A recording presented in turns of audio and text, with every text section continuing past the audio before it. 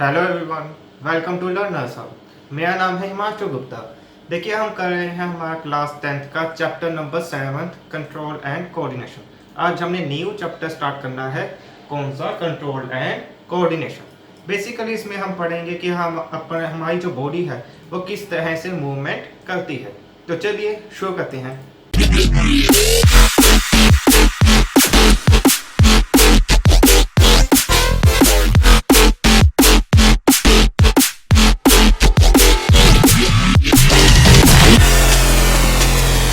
तो देखिए, सबसे पहले कंट्रोल एंड कोऑर्डिनेशन का मतलब क्या है।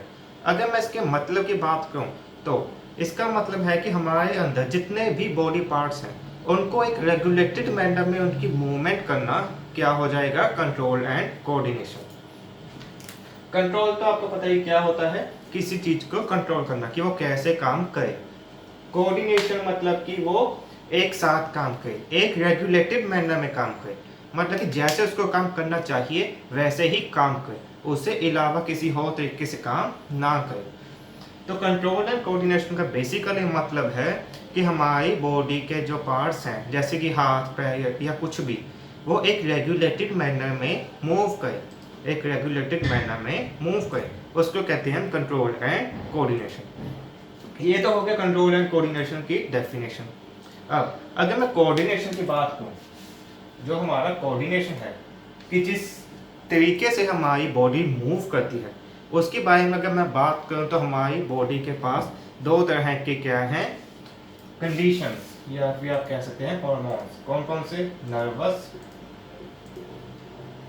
And hormonal.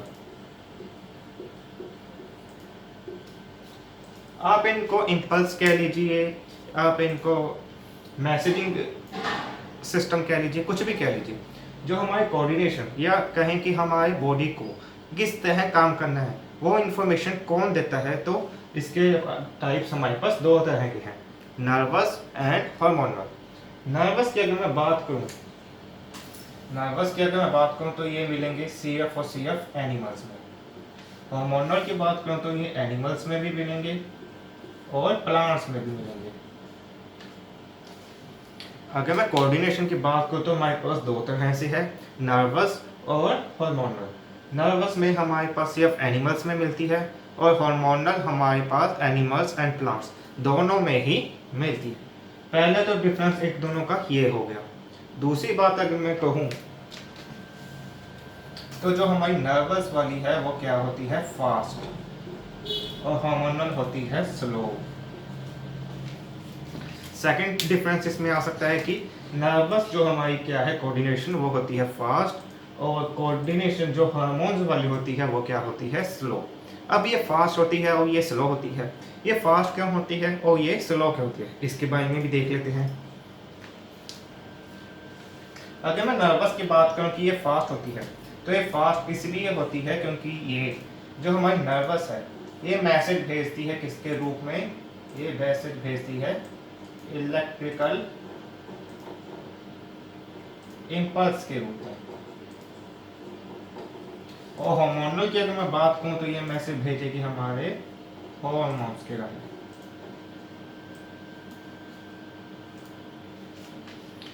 देखिए, अगर हम नर्वस की बात करें तो ये फास्ट इसीलिए होती है क्योंकि ये भेजती है इलेक्ट्रिकल इम्पल्स, मतलब कि बिजली की स्पीड से, बिजली की फॉर्म में अपने मैसेज भेजती है।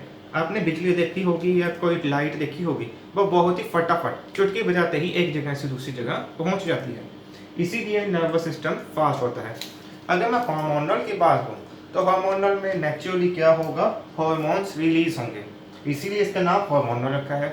हार्मोन्स कह लीजिए या फिर आप केमिकल्स कह लीजिए, जिसकी मदद से ये एक दूसरे को मैसेज भेजते हैं, इसी के कारण ये स्लो होते हैं। अब ये स्लो क्यों होते हैं? क्योंकि देखिए, हार्मोन्स को बनने के लिए टाइम लगता है, इसके बाद उसको एक दूसरे से पहुंचने में भी टाइम लगेगा। मगर आप अगर इलेक्ट्रिसिटी की बात करें तो आपको पता होगा, अगर आपके घर में भी इलेक्ट्रिसिटी है, आप कोई बटन दबाते हैं ना देना उसकी चीज़ स्टार्ट हो जाती है।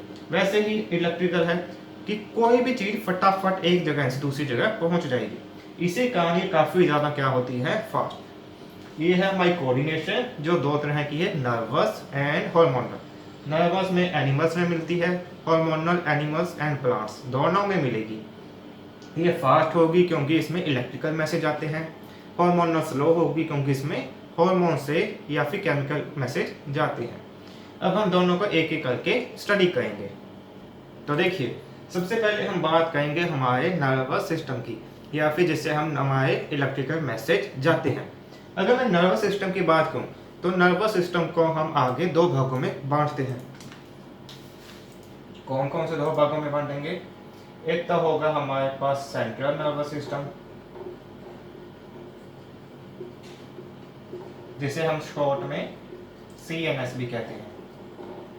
दूसरा होगा पेरिफेरल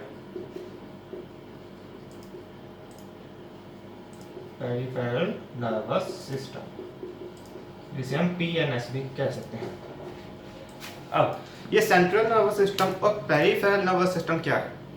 देखिए, अगर मैं सेंट्रल नर्वस सिस्टम की बात करने से पहले आपको ये जनरल बता देता हूँ। देखिए, मान लीजिए ये क्या है, हमारी बॉडी।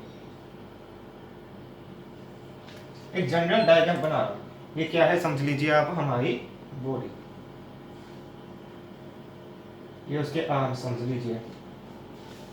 अब जो हमारी बॉडी के सेंटर में क्या है, brain.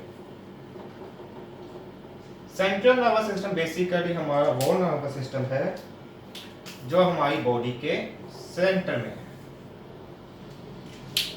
Central nervous system basically वो नर्वस सिस्टम है जो हमारी बॉडी के बिल्कुल सेंटर में पड़ा है।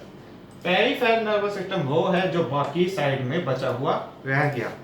जो साइड में पड़ा है वो क्या है, पेरिफेरल। जो सेंटर में पड़ा है वो क्या है, सेंट्रल। पेरिफेरल का अगर मैं मतलब बताऊं तो पेरिफेरल का बेसिकली मतलब ही यही क्या होता है कि वो कोई चीज साइड में पड़ी हो। अगर कोई चीज साइड में पड़ी हो तो हम उसे इंग्लिश में या बायोलॉजी के टर्म में पेरिफेरल वर्ड यूज करेंगे। इस बात को आप ध्यान रखना। तो मैंने आपको बताया कि सेंट्रल नर्वस सिस्टम हमारा सेंटर में है, पेरिफेरल हमारा साइड्स में है। अब सेंटर में क्या पड़ा है और साइड्स में क्या पड़ा है, इसके बारे में भी जान लेते हैं। देखिए, अगर मैं सेंट्रल नर्वस सिस्टम की बात करूं तो इसके सेंटर में पड़ा है हमारे पास एक तो दिमाग पड़ा है जिसे हम ब्रेन कहते हैं, और दूसरी स्पाइनल कॉर्ड जो ऐसे जारी होती है। क्या आता है, ब्रेन एंड स्पाइनल कॉर्ड। तो अगर मैं सेंट्रल नर्वस सिस्टम की बात करूं तो इसमें दो कंपोनेंट्स हैं, brain and spinal cord. Brain आपने पता है बिल्कुल सेंटर में है, और स्पाइनल कॉर्ड जो रीढ़ की हड्डी है वो भी सेंटर में है। ये दोनों क्या है, सेंट्रल नर्वस सिस्टम। अगर मैं पेरिफेरल की बात करूं तो पेरिफेरल को भी हम आगे दो भागों में बांटेंगे। कौन कौन से दो भागों में बांटेंगे हम? इसको बांटेंगे हम सोमैटिक एंड ऑटोनॉमिक। सोमैटिक में होंगे, सिंपल सी बात है, वॉलंटरी मसल्स। इसमें होंगे इनवॉलंटरी। अगर आप देखें, हमारा जो पेरिफेरल नर्वस सिस्टम है, जो हमारी साइड में पड़ा हुआ नर्वस सिस्टम है, वो हमारे पास दो तरह का है, वॉलंटरी मसल्स या वॉलंटरी और इनवॉलंटरी। अब वॉलंटरी और इनवॉलंटरी क्या है? सिंपल सी बात है, वॉलंटरी वो है जो हम अपनी मर्जी से कंट्रोल करते हैं, और वो मसल जिनको हम अपनी मर्जी से कंट्रोल करते हैं। अब कौन सी मसल है जिसे हम अपनी मर्जी से कंट्रोल करते हैं? जैसे कि हमारे हाथ अपनी मर्जी से हिला सकता हूँ मैं, अपने पैर अपनी मर्जी से हिला सकता हूँ, अपनी गर्दन अपनी मर्जी से हिला सकता हूँ। बेसिकली हमारी बॉडी के कोई भी ऐसी मूवमेंट जो हम अपनी मर्जी से करते हैं उसे कहते हैं वॉलंटरी मसल्स। क्या कहते हैं? Voluntary muscles. और अगर मैं इनवॉलंटरी की बात करूँ तो इसमें वो आएंगे जो हम अपनी मर्जी से कंट्रोल नहीं कर सकते, जो हम अपनी मर्जी से कंट्रोल नहीं कर सकते। एग्जाम्पल, हमारी आंखें झपकती हैं, वो हम अपनी मर्जी से तो नहीं झपक सकते, या हम रोक लें कि नहीं झपकेंगे। और हम अपनी सांस भी नहीं रोक सकते अपनी मर्जी से। यह है कि हम थोड़ी देर के लिए रोक सकते हैं, मगर आपने कभी नहीं सुना होगा कि उस बंदे की सांस रोकने से मौत होगी, क्योंकि हम अपने सांस रोकने से खुद को मार नहीं सकते। इसके अलावा हमारा जो दिल है धड़कता है, वो भी हम अपनी मर्जी से नहीं कर सकते कि हाँ भाई तू ज़्यादा धड़क या फिर आज ना धड़क, ये भी नहीं कर सकते हम। बेसिकली इनवॉलंटरी मसल्स में हमारे पास वो आते हैं जिसका हम कंट्रोल नहीं कर सकते, और वॉलंटरी में वो आएंगे जिनको हम कंट्रोल कर सकते हैं। ये सभी क्या है, नर्वस सिस्टम में। नर्वस सिस्टम दो तरह का है, सेंट्रल जो सेंटर में पड़ा है बॉडी के, और पेरिफेरल जो बॉडी के साइड्स में पड़ा है। सेंट्रल में आते हैं ब्रेन और स्पाइनल कोड, पेरिफेरल में आते हैं हमारे पास voluntary muscles and involuntary muscles. ये था हमारा सेंट्रल नर्वस सिस्टम या फिर सिंपल नर्वस सिस्टम। तो देखिए, जो हमारे इनवॉलंटरी नर्वस सिस्टम था उसके भी आगे हमने दो भागों में बांटा है। कौन कौन से? Sympathetic and parasympathetic.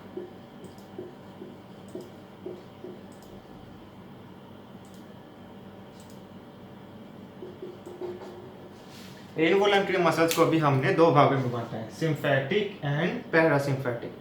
अगर मैं सिंपैथिक की बात करूं तो ये हमारा डिपेंड करता है फाइट और फ्लाइट में, और पैरासिम्पैथिक आता है रेस्ट एंड डाइजेस्ट में।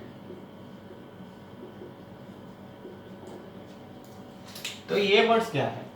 देखिए, इनवॉलंटरी मसल जिनको हम कंट्रोल नहीं कर सकते वो हमारे पास दो तरह से आती है, सिंपैथिक एंड पैरासिम्पैथिक। अगर मैं सिंपैथिक की बात करूं तो ये कहां पर निर्भर होती है, फाइट और फ्लाइट।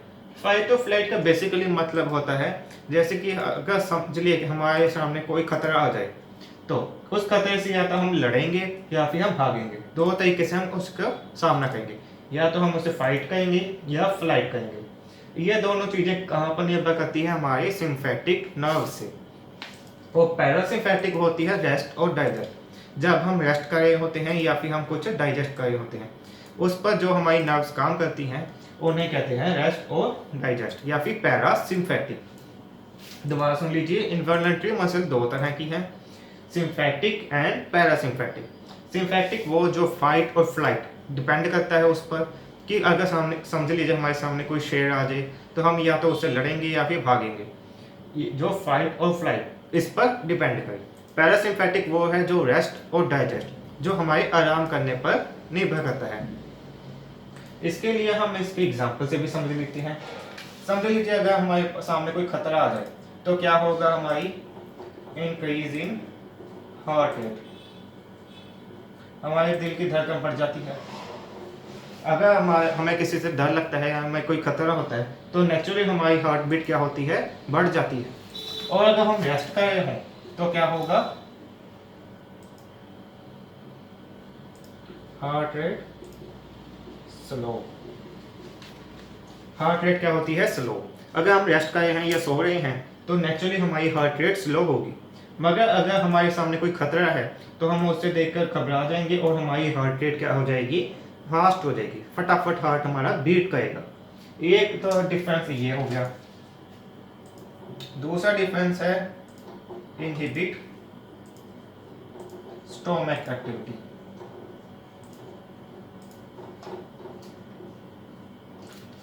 और इसमें होगा एक्टिवेट स्टोमक एक्टिविटी।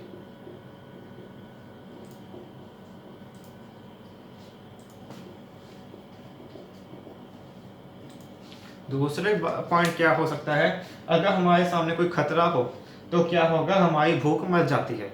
सिंपल सी बात है, हमें भूख कम लगती है। क्यों कम लगती है? क्योंकि हमारे अंदर जो स्टोमक एक्टिविटीज़ हैं वो कम हो जाती है।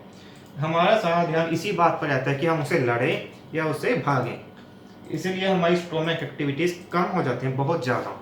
मगर हम अगर रेस्ट या डाइजेस्ट करें तो हमारी स्टोमक एक्टिविटीज़ बहुत नॉर्मल या फिर फास्ट हो जाती है। हमें रेस्ट करने से भूख ज़्यादा लगती है, या फिर आप समझ लीजिए कि अगर हम नॉर्मल एक्टिविटीज़ करें तो हमें भूख लगती है। मगर अगर हमारे सामने कोई खतरा है तो हमारी स्टोमक एक्टिविटीज़ कम हो जाती है, बहुत ज़्यादा कम हो जाती है। तीसरा पॉइंट लिख सकते हैं हम,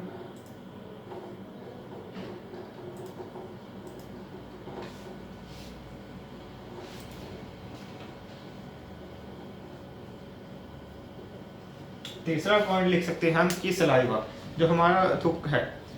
फाइट और फ्लाइट कंडीशन में क्या होता है, हमारा सलाइवा ड्राई हो जाता है, हमारा थूक सूख जाता है, हमें पसीना आता है। सलाइवा में क्या होता है, ड्राई हो जाता है, वो सूख जाता है। मगर अगर हम रेस्ट या डाइजेस्ट करें, अगर हमारे सामने फूड हो तो क्या होता है, मोर सलाइवा बनता है, बहुत ज़्यादा सलाइवा बनता है। सिंथेटिक में क्या होता है या फाइट और फ्लाइट में अगर हमारे सामने कोई खतरा होता है तो हमारा सलाइवा ड्राई हो जाता है, मगर रेस्ट और डाइजेस्ट कंडीशन में हमारा सलाइवा ज़्यादा बनता है।